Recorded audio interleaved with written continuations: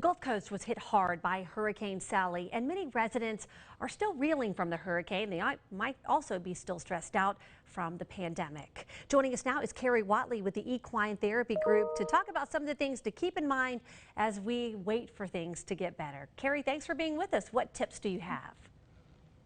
My pleasure. And we all experience stress differently. So whether you have a tree in your house or you're just really tired of 2020, it's easy to get overwhelmed.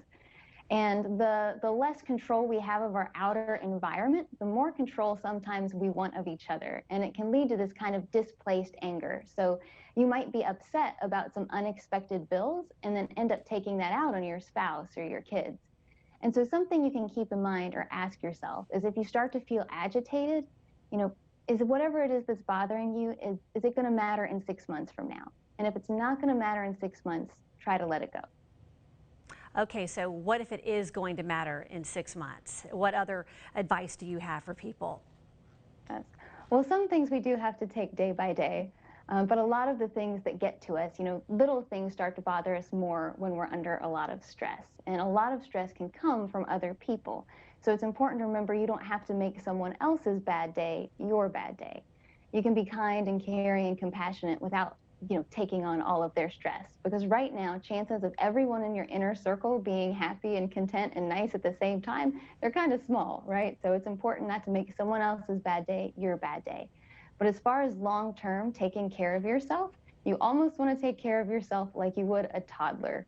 Do you need a nap? Are you hungry? Those really basic things can help you cope from day to day and getting where you need to be.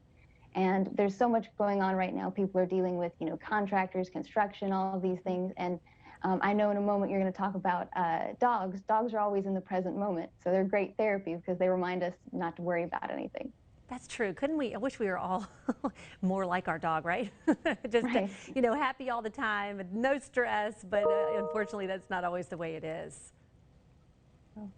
Right, right. Well, there's an acronym that you might find helpful. It's HALT, or STOP, which is be very careful if you're hungry, angry, lonely, or tired. And if you're any of those things, just hit the pause button for a while before you move on to the next thing. All right. Carrie Watley with the Equine Therapy Group. Thank you so much for joining us today. Thank you. All right. Well,